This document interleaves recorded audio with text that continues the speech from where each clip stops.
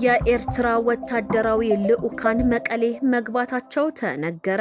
የኢትዮጵያ አየር መንገድ ለአፍሪካ በአይነቱ የመጀመሪያውን ግዙፍ የጭነት አውሮፕላን ሊያስገባ መሆኑ ታወቀ።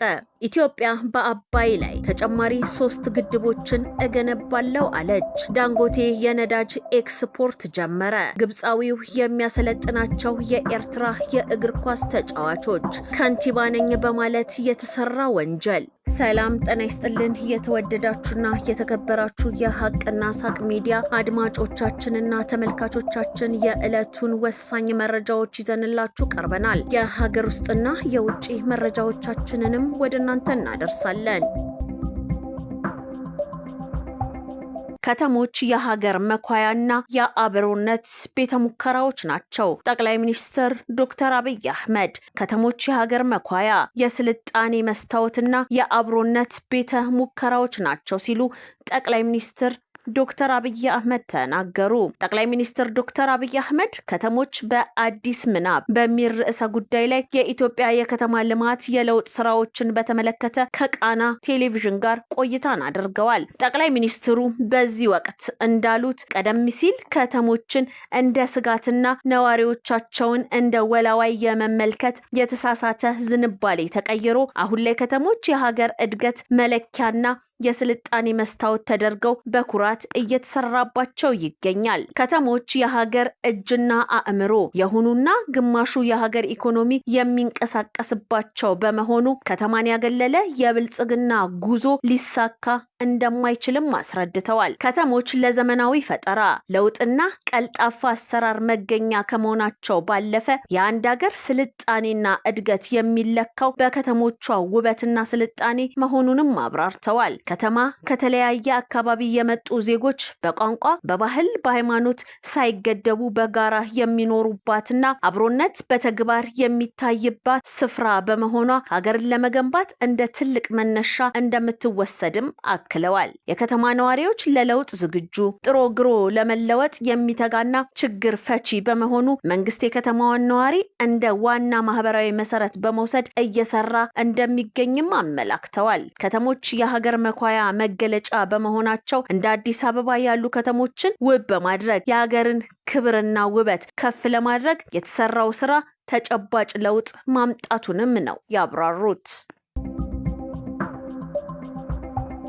የጣና ሐይቅን ደህንነት ጠብቆ ለቀጣይ ትውልድ ለማስተላለፍ ሁሉም ድርሻ አለበት። የጣና ሐይቅን ከእምቦጭ አረም ለመታደግ በሰው ኃይልና በማሽን የታገዘ የንቅናቄ ዘመቻ ተጀምሯል። የአማራ ክልል አካባቢና ደን ጥበቃ ባለስልጣን ኃላፊ ተስፋሁን አለምነህ ጣና ሐይቅ ለአካባቢው ማህበረሰብም ሆነ ለሀገር ያለው ኢኮኖሚያዊ፣ ታሪካዊና ተፈጥሯዊ ፋይዳ ላቅ ያለ ነው ብለዋል። ባለፈው ዓመታት የተከሰተው የእምቦጭ አረም በሐይቁ ስነ ምህዳርና ህልውና ላይ ከፍተኛ ስጋትን ደቅኖ መቆየቱ ተነግሯል። ይህንን ስጋት ለመቅረፍም መንግስት በበጀት ዓመቱ ልዩ ትኩረት ሰጥቶት እየሰራ ነው ብለዋል። ቀደም ሲል በተለያዩ ምክንያቶች ተቋርጦ የነበረው የአረም ማስወገድ ስራ አሁን ላይ ከፍተኛ የህዝብ ተሳትፎን ባካተተ መልኩ በንቅናቄ እየተከናወነ እንደሚገኝም ነው የገለጹት። በነበረው የጸጥታ ችግር ምክንያት በአንዳንድ የሐይቁ ዳርቻዎች ቆሞ የነበረው የመከላከል ስራ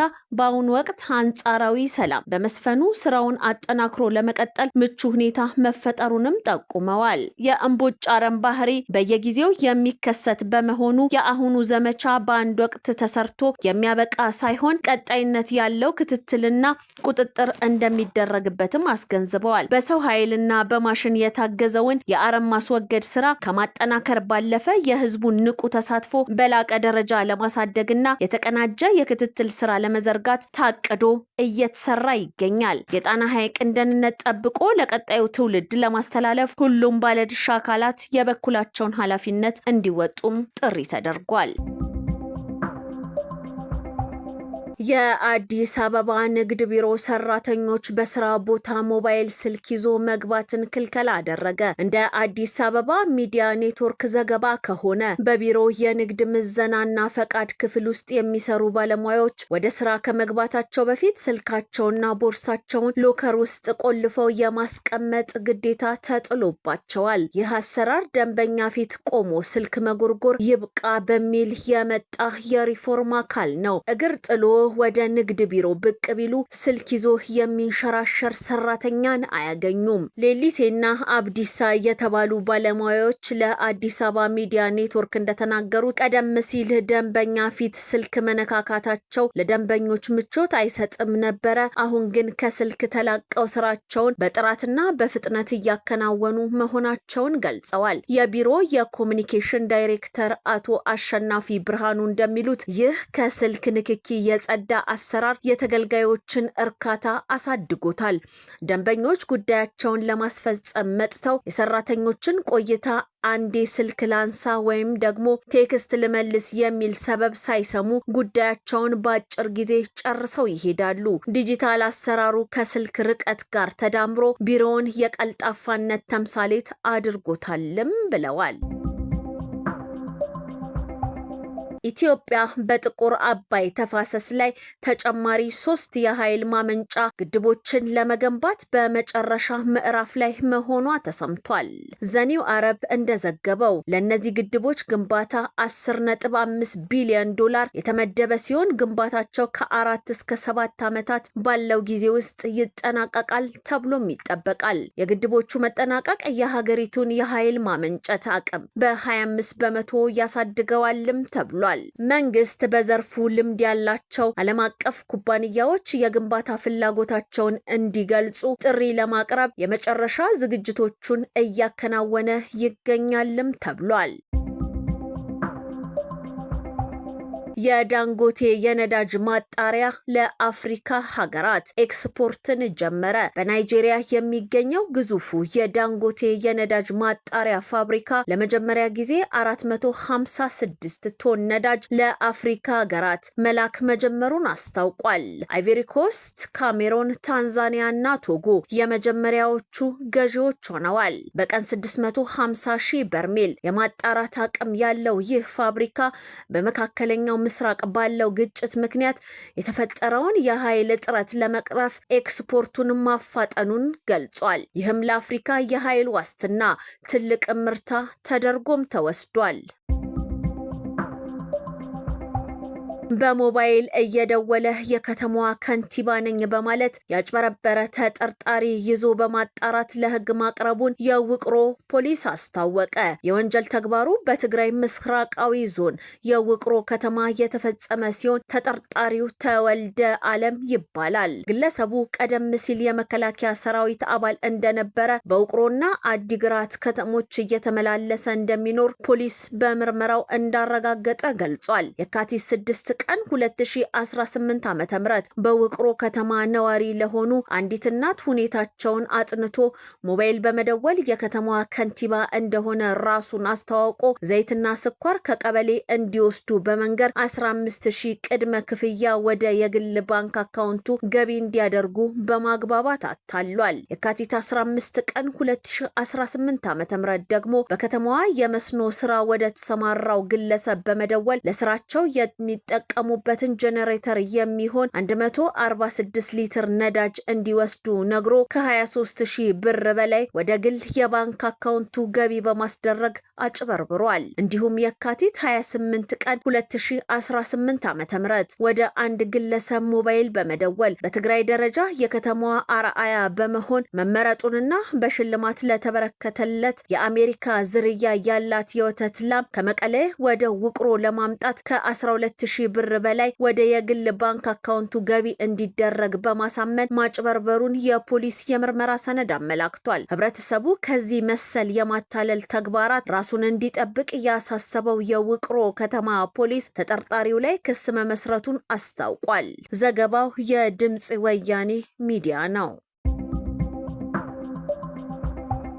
ኤርትራ ዛሬ ሮብ በሞሮኮ ከተማ መክነስ ኢስዋቲኒን በመግጠም ለ2027ቱ የአፍሪካ ዋንጫ የመጀመሪያ የማጣሪያ ጨዋታውን ያደርጋል። ይህም ለ18 ዓመታት ከውድድሩ ተገሎ የቆየበትን ጊዜ እንዲያበቃ ያደርገዋል።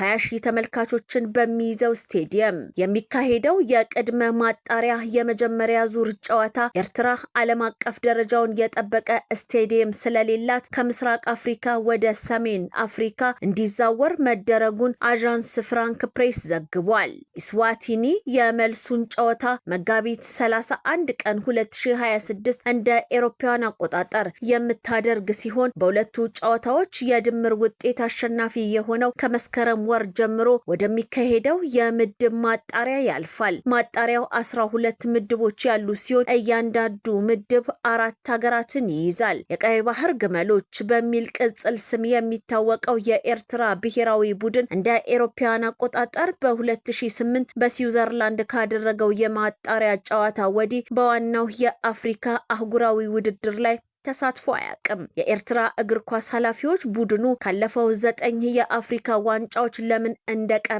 በይፋ ማብራሪያ ሰጥተውም አያውቁም። ይሁን እንጂ ምክንያቱ ተጫዋቾቹ ቡድኑ ለጨዋታ ወደ ውጭ በሚወጣበት ወቅት ጥገኝነት ስለሚጠይቅ እንደሆነ በሰፊው ይናገራሉ። እንደተባበሩት መንግስታት ድርጅት ከሆነ እስካሁን ወደ 80 የሚጠጉ ተጫዋቾች እና አሰልጣኞች ፖለቲካዊ ጭቆናና ረዥም የውትድርና አገልግሎትን እንደ ምክንያት በመጥቀስ ጥገኝነትን ይጠይቃሉ። የኤርትራ እግር ኳስ ፌዴሬሽን ፕሬዝዳንት ጳውሎስ እንደማርያም የ2025ቱ የአፍሪካ ዋንጫ ከመጀመሩ በፊት በሞሮኮ ባደረጉት ንግግር መገለሉ እንደሚያበቃ አስታውቀዋል። ከመንግስታችን ጋር ገንቢ ውይይቶችን ካደረግን በኋላ በ2027ቱ የአፍሪካ ዋንጫ ውድድር ተመዝግበናል።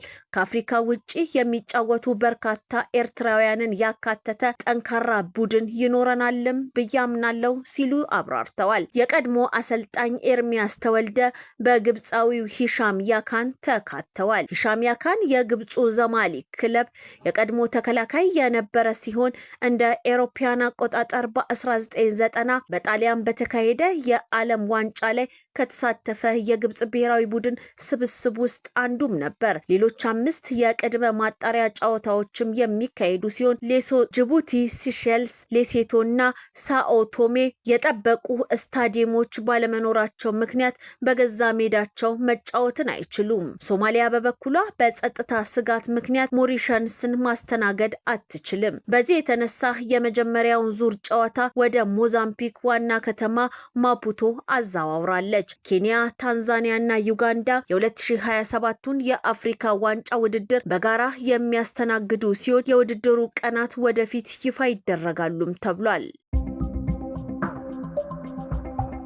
ገዢው ፓርቲ ብልጽግና ለመጪው ምርጫ የሚወዳደሩ እጩዎችን ያስተናገደ ሲሆን ከነዚህ እጩዎች መካከል ጋዜጠኛ፣ አርቲስት እንዲሁም አርሶ አደር የሆኑ ይገኙበታል። በአዲስ አበባ ለምክር ቤት እጩ ሆነው ከቀረቡት መካከል አንደኛው በሙዚቃ አቀናባሪነት የሚታወቀው ካምዙ ካሳ ነው። ሙዚቀኛው ስራው አርቲስት፣ የትምህርት ደረጃው መካከለኛ ደረጃ ትምህርት እንዲሁም የሚወዳደረው የካ ክፍለ ከተማ መሆኑ ይፋ ተደርጓል። ሌላኛዋ የቀድሞ የኢትዮጵያ ቴሌቪዥን ጋዜጠኛዋ ወይዘሮ በሻቱ ቶለማርያም እዛው የካ ክፍለ ከተማ እጩ ሆና ቀርባለች። ከዚህ በተጨማሪ አቶ ሹሜ ግዛው የተባሉ አርሶ አደርም በእጩነት ተመዝግበዋል። በዚህ ክፍለ ከተማ ሌሎች በፌዴራል ደረጃ በክፍለ ከተማ አመራርነት ላይ የሚገኙ እጩዎችም ቀርበዋል። ለሕዝብ ተወካዮች ምክር ቤት ከቀረቡ እጩዎች መካከል ደግሞ ዶክተር መቅደስ ዳባ፣ ወይዘሮ አይሻ ሙሐመድ፣ ዶክተር ሌሊሴ ነሜ ይገኙበታል። የኢትዮጵያ አየር መንገድ ለአፍሪካ በአይነቱ የመጀመሪያው ግዙፍ የጭነት አውሮፕላን ሊያስገባ መሆኑ ተነገረ። የኢትዮጵያ አየር መንገድ ግሩፕ ከዓለም አቀፉ የአውሮፕላን ክራይ ኩባንያ ኤርካፕ ጋር 2 ቦይንግ 777-300 ERSF የተሰኙ ግዙፍ የጭነት አውሮፕላኖችን ለመከራየት ስምምነትን ተፈራርሟል። አውሮፕላኑ በአሁኑ ሰዓት ካሉ ባለ 2 ሞተር የረጅም ርቀት የጭነት አውሮፕላኖች 25% የበለጠ የመጫን አቅም ስላለው የአየር መንገዱን የጭነት አገልግሎት ቅልጥፍና በእጅጉ የሚያሳድግ ነው ተብሏል። የኢትዮጵያ አየር መንገድ አውሮፕላኖቹን በፈረንጆቹ 2028 ሁለተኛ ሩብ ዓመት ላይ ይረከባል ተብሎም ይጠበቃል።